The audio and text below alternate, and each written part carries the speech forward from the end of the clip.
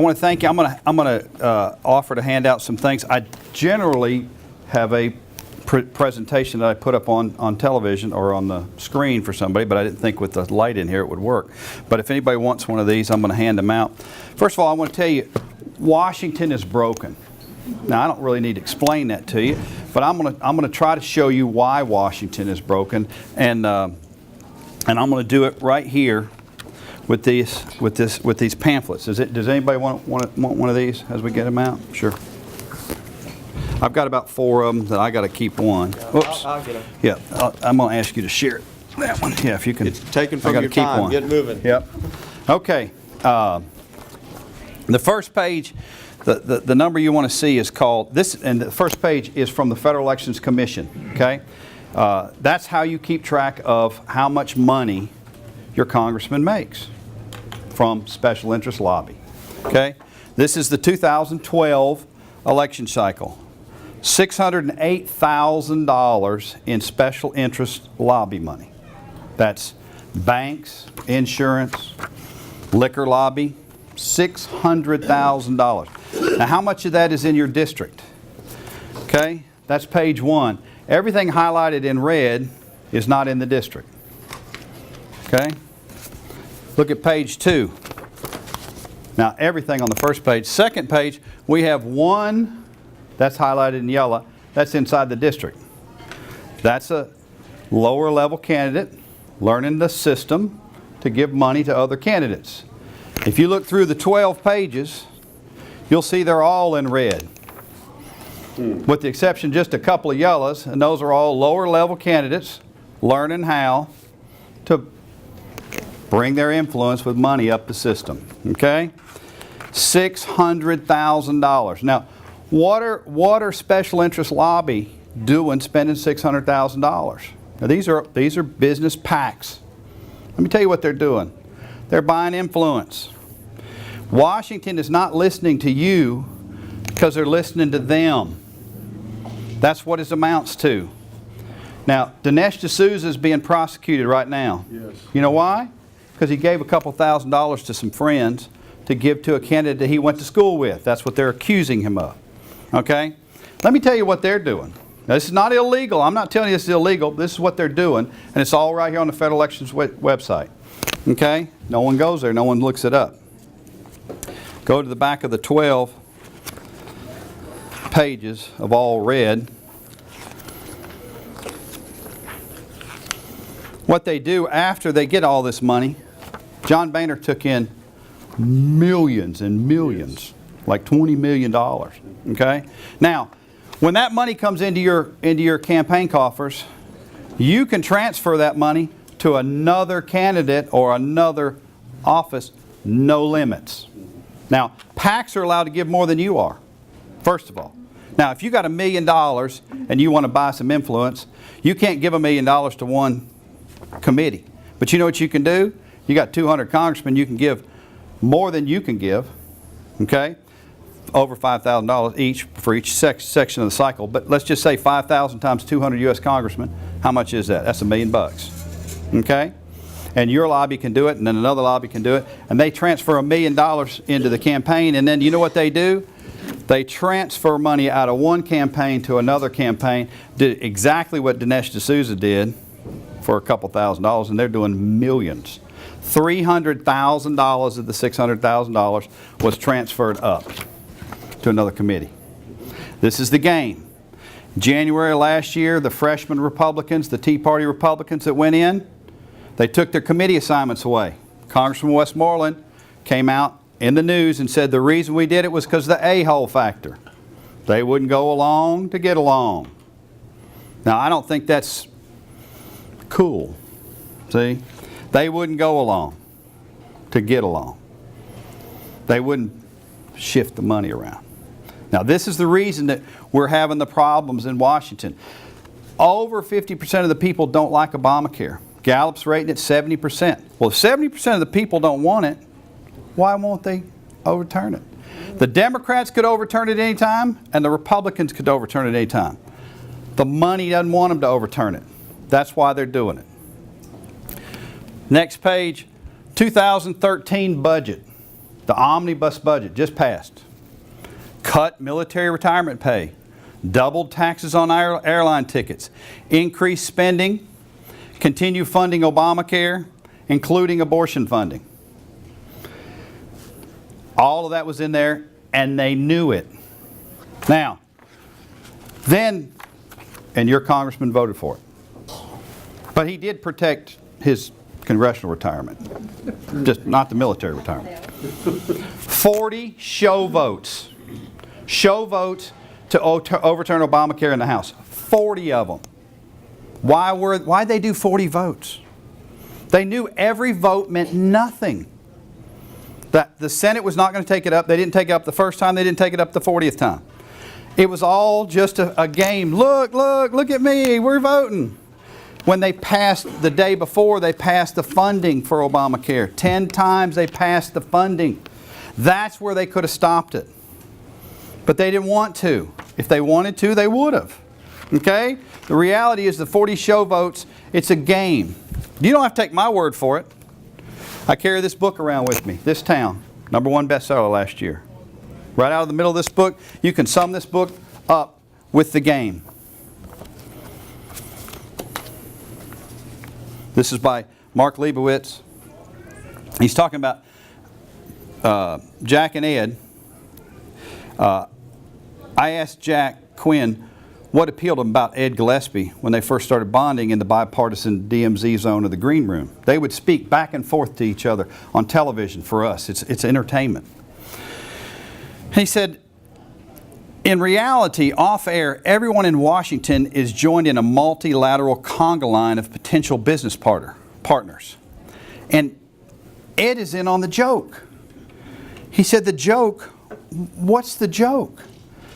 He said, Ed and I both appreciate that everyone involved in the world in which we operate, Quinn said, is a patriot. See? It's not Republicans against Democrats. It's them against us. That's why you don't see any difference. See? A progressive. See, we hear that word, that term.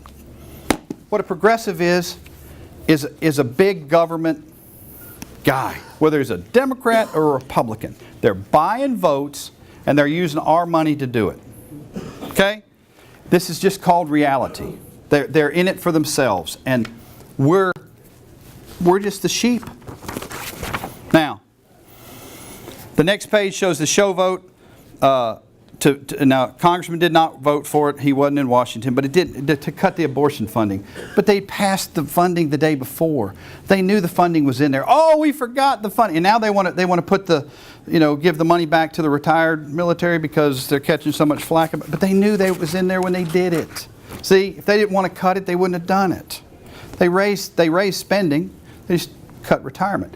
And if you don't think the military retirement, my daddy taught me. He was a very wise man. He taught me, I'm next. I'm not special. Okay? If they'll cut the disability, the pay for disabled military veterans, they're going to cut yours. They're going to protect theirs. Okay? That's called reality. Why aren't we drilling? Well, ask Congressman Westmoreland.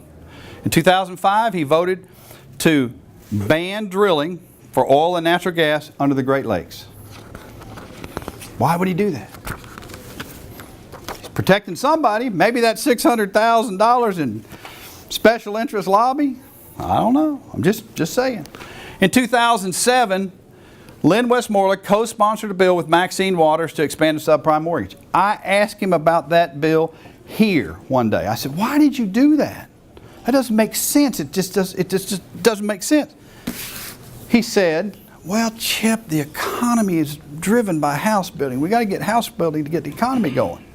Then I read this book, Throw 'Em All Out, by Peter Schweitzer. Yeah, now, you know what Peter says in this book? You know what the difference between Nancy Pelosi and John Boehner is?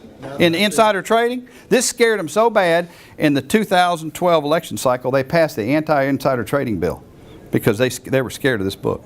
Now, what's the difference? There's no difference. Nancy and John invest in the same insider trade stocks at the same time. They buy and sell the same stock same time because they know what's going on. These guys are making more money in the stock market than the best hedge funds can't compete with what the congressmen are doing. Now, In this book, he said, look at your congressman's financials. Every congressman has to file financials. They're on the clerk of the House's website. Okay? Then look at their voting record. Now, he voted to expand the subprime mortgage. The next page is his financials. It's his liabilities. Shazam. In his liabilities, he has between $1 and $5 million worth of residential real estate. Lots. Construction. Now, would the subprime mortgage help him? Yeah. Would it help his partners? Uh-huh. Yeah, believe it would. Now, that makes more sense. Ruining the government, ruining the economy, ruining our money. You saw I passed out $1,000 or $1 trillion bills, $1 million bills. That's what we're going to need to buy breakfast. Okay? I was in the former Soviet Union when they collapsed their currency in the late 90s.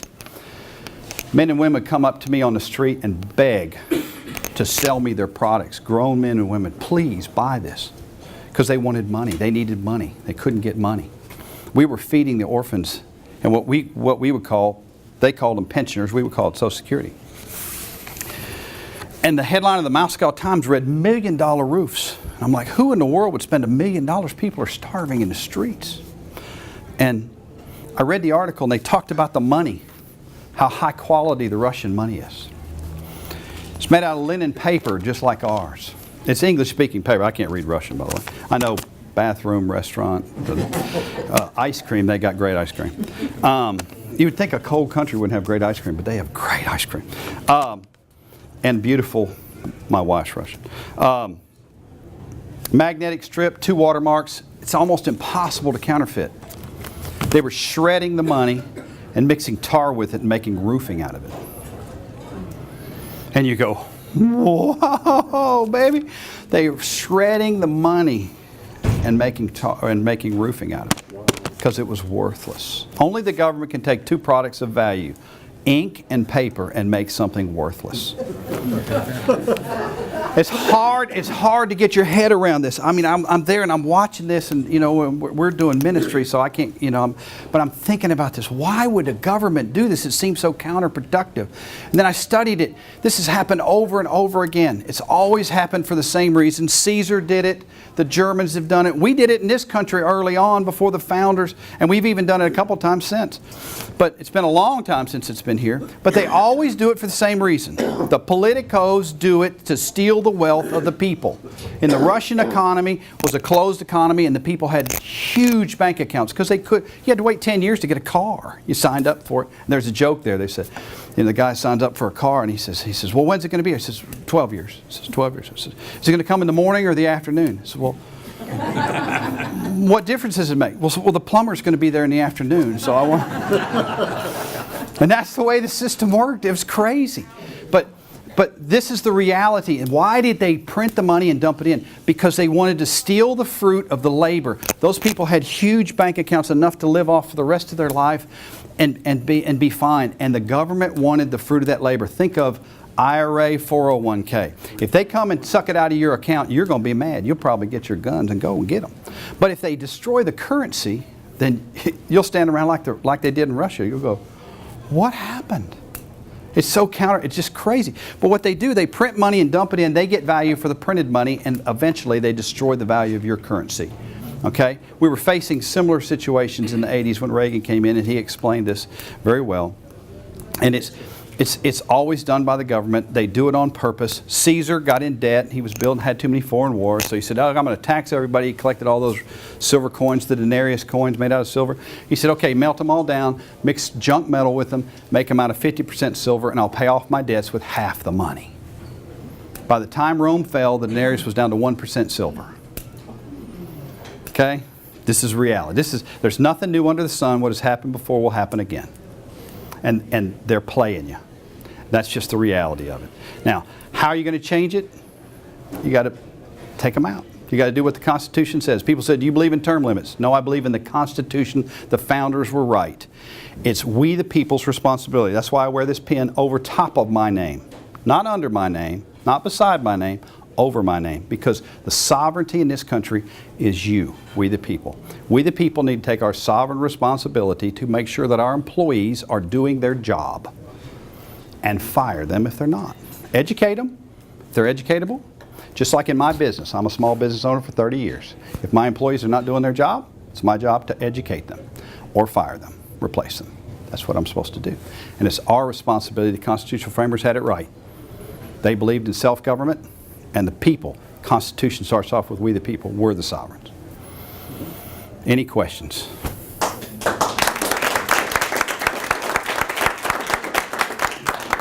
Go ahead, Lee.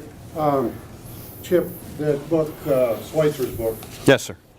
are you familiar with his other book, the current book, Extortion? No, I haven't read that one. Please read it. I ask everybody in the room to please read it. It will endorse everything Chip has just said and You read those. more. And Yeah. Schweitzer's, his current book, it's just simply Extortion. That's right. It is an easy read, but it will validate everything Chip's just said. Yeah. Yeah, don't take my word for it. These guys know what they're doing. Anyone else? I see, oh, you guys coming to Sarah, I thought he was raising his hand. Yeah. Let's assume that you allow Mr. Westmore to have a lot more time to manage that $5 million in real estate. You're going to arrive in Washington, D.C. about the same time as a tape that presentation does, and John Boehner's going to see it. You got it. Okay. You're going to be on the committee to manage stray dogs in Washington, D.C. That's correct. So how do you affect change? Okay, here's the reality. The answer to this doesn't come. I can't fix every district. I can only fix this one.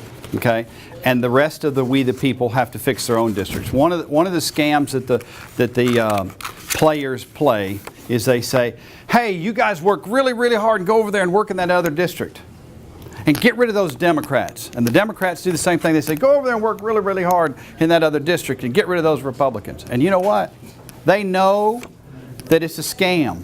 You can't affect the election in another district because gerrymandering works. Okay? They know how you vote. They draw lines around you guys. Okay? They know who's in the district. They know what's going to win in the district. The only way you can change is change your district. I can only do what I'm going to do. I can promise you I will not be taking $600,000 in special interest lump money. Okay? And if we can get other people across this country, the Tea Party has scared the Republicans and the Democrats. Listen, the IRS targeting scandal, the Republicans knew about it before the 2012 election. The Tea Party was complaining. They did nothing until after the election. And then it was a big show. Oh, we're going to call them up here and call them out. It was a show. It's all a show. That's the reality. All I can do is vote properly.